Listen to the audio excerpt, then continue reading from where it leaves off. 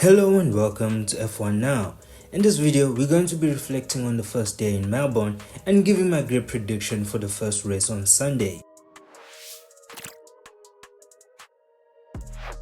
Okay, ladies and gentlemen, so cars on track and we got our first taste of Formula 1 with the first two practice sessions in Albert Park. First session looked pretty much like all the drivers stretching their legs, pushing their cars to the max, while keeping in mind that they are all using various driving modes.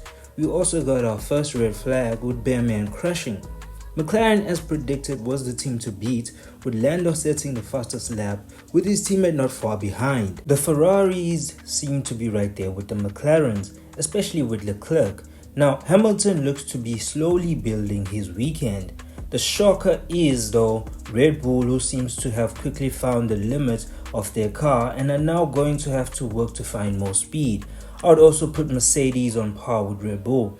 But interestingly, the Mercedes seems to be struggling in the first sector in the slower corners with lockups and a spin for Russell. Now, a major surprise is the speed that the Williams has in the hands of Sainz. So all in all, the first session was about finding the speed and performance in the cars. Now, the second session, however, was about long run pace, and the story is not that different there in terms of how the teams stack up. First off, Leclerc was on the ball once again on one lap pace, tipping the time sheets. But long run pace suggests Hamilton might be more comfortable in the SF25, with him being closely matched with Lando's McLaren. So with a closer look, it's clear the top four are closer to each other on long run pace, with an interesting anomaly that is Sainz in the Williams not far off these guys. I think at this point we can all agree it would be a surprise if there isn't a McLaren taking pole, so it's a must to have them taking the lead, but following that will be a straight fight for positions because Ferrari and Leclerc seem to have a dog in the fight, as well as Verstappen going for a possible third on the grid.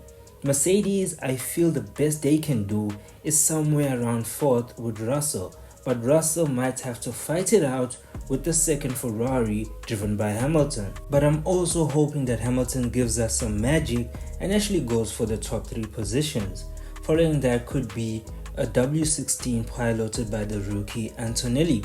Now, not far behind might be a Williams duo, but at the very least, Carlos will be there to shake things up. But Williams will have to fight it out with Aston Martin, who surprisingly don't seem to be that bad here. Now immediately after that will be the Racing Bulls in close contention with the Alpines. But you can expect Hülkenberg to try to have a sober say in the matter because he also looks to have good one lap pace to offer even in 2025. Now behind these guys, I really wouldn't be surprised if I see one Red Bull driven by Liam struggling to get out of Q1 because he's having a tough time out there. And this Red Bull will be accompanied by the Haas's, who are very lacking in almost all areas. Now that is it for the grid prediction for the upcoming quali. I'm curious to hear from you guys thoughts on how you think the grid will stack up and who will be your surprise performer. So don't forget to like, comment, share and subscribe. Once again, thank you and bye for now.